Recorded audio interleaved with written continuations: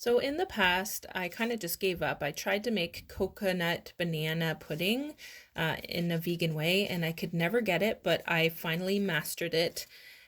So for this recipe, you're going to need 2 ripe bananas, and you're going to put everything in a blender here.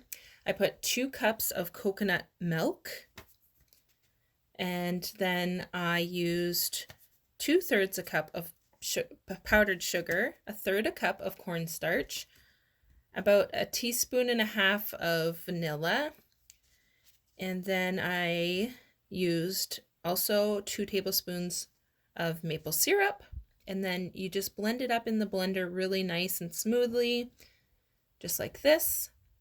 Then on a medium-high heat, you're going to put it in a pan, and you're going to need a whisk because it's going to start to bubble.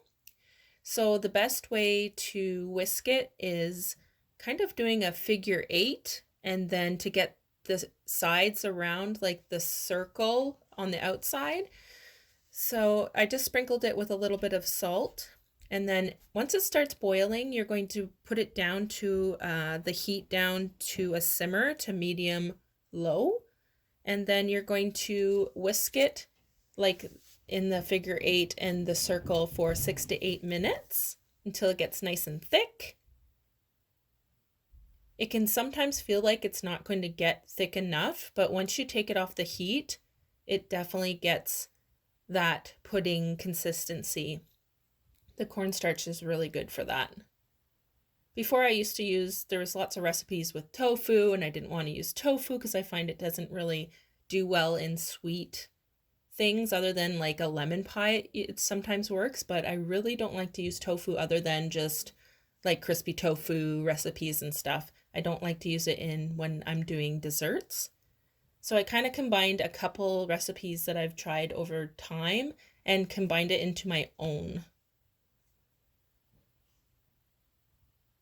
So once it's thick and it is 6 to 8 minutes, you're going to take it off the heat.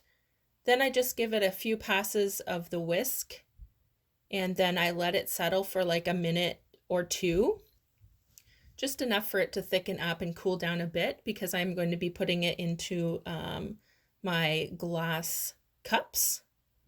So here you can see it's starting to thicken up, just enough to put it in the fridge in my cups. So I just take my cups, I fill them up about halfway.